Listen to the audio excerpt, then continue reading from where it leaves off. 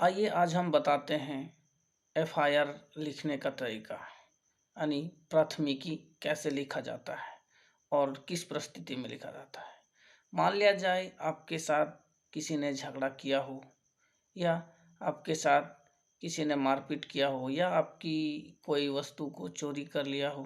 किसी प्रकार की घटना अगर आपके साथ घटती है तो आप थाना में जाके अपना आवेदन कैसे लिखिएगा और थाने में किस धारा और या किस कानून या किस नियम के अंतर्गत आप आवेदन लिख सकते हैं।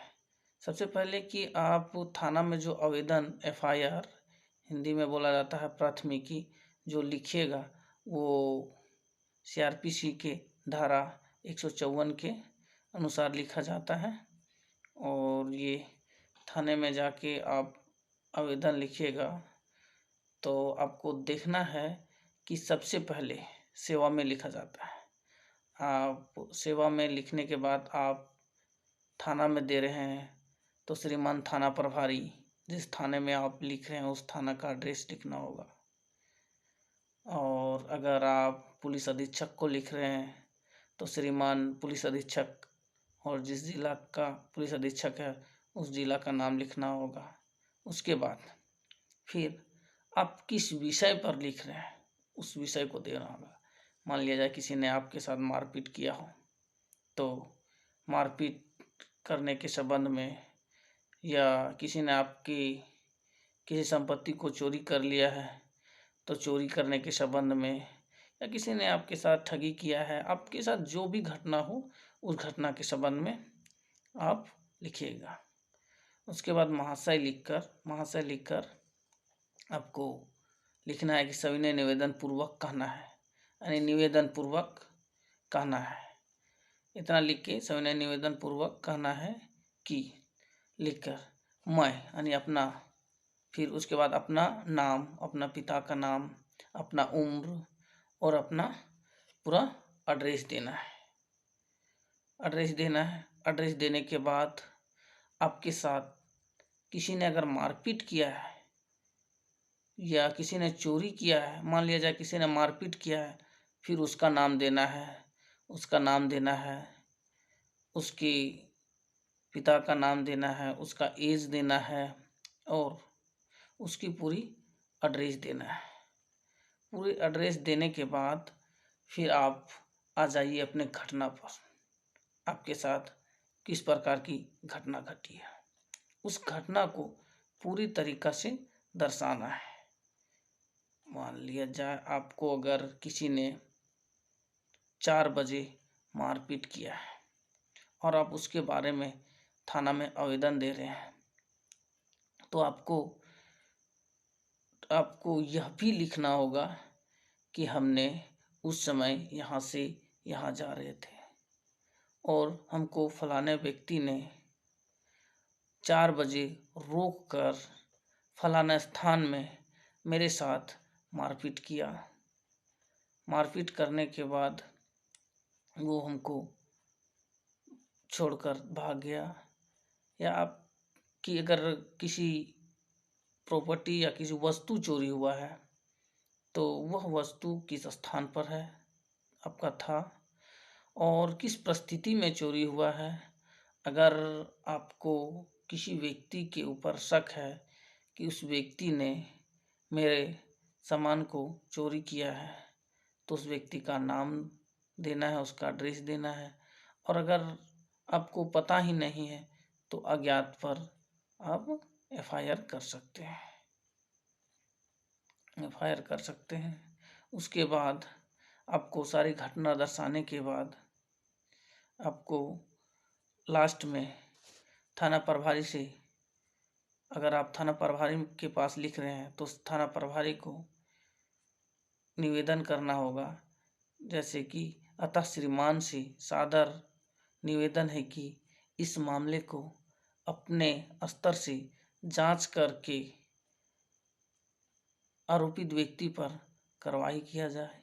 या फिर आपकी वस्तु अगर चोरी हुआ है तो आपको लिखना होगा कि अतः श्रीमान से सादर निवेदन है कि अपने स्तर से जांच करके मेरी चोरी हुई वस्तु को रिकवर करके मुझे दिलाने का कृपा करें।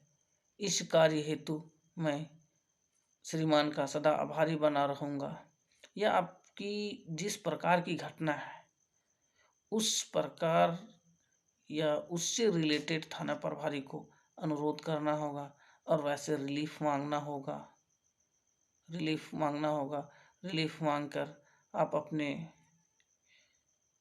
जो भी घटना हो उसको दर्शाना होगा आपको।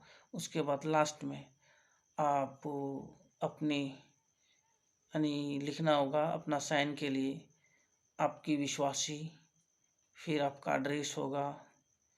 अब आपकी विश्वासी आपके पिताजी का नाम होगा, फिर एड्रेस होगा, फिर आपकी अगर मोबाइल नंबर है मोबाइल नंबर होगा, आपकी सिग्नेचर होगी वहाँ, फिर आप किस डेट को दे रहे हैं आपको डेट दर्शाना होगा।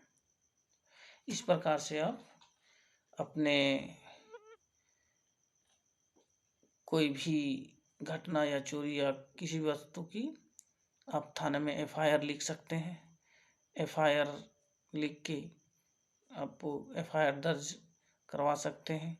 इसकी हम आपको एक कॉपी FIR किस तरह बनाया जाता है या किस तरह बनता है उसकी एक फ़ोटो हम आपको दिखाते हैं।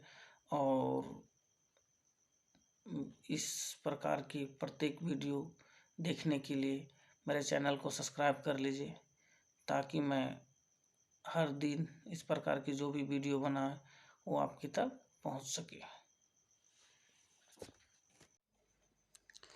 इस प्रकार से आपको आवेदन बनाना है। अगर आपके पास सुविधा है यानी किसी इस प्रकार की व्यवस्था है तो आप बेहतर होगा कि FIR को टाइपिंग करके उसको प्रिंट करवा के इसी प्रकार के फॉर्मेट में और उसमें सिग्नेचर करके तारीख के साथ आप थाना प्रभारी को दे सकते हैं और उसका रिसीविंग ले सकते हैं। और अगर आपके पास टाइपिंग कराने की व्यवस्था नहीं है तो आप अपने हैंडराइटिंग से भी लिखकर साफ साफ थाना प्रभारी को दे सकते हैं। हैंडराइटिंग से लिखा हुआ आवेदन पढ़ाने लायक होना चाहिए जिससे थाना प्रभारी उसको पढ़कर उस पर FIR दर्ज कर सके। यह भी आपको देखना है कि अभी के समय में किसी भी थाने में आप आवेदन दीजिए तो आपको आवेदन की रिसीविंग नहीं मिलती है। मान लिया जाए किसी थाने में आपने आवेदन दिया और वो आवेदन की रिसीविंग नहीं देती है और आपको रिसीविंग की आवश्यकता है तो उस परिस्थिति में आप अपने आवेदन को थाना प्रभारी के यहाँ ना देकर आप पोस्ट ऑफिस के द्वारा रजिस्टर पोस्ट भी कर सकते हैं और वो आपकी रजिस्टर पोस्ट का जो रिसीविंग है वो आपको हर जगह मान्य होगा।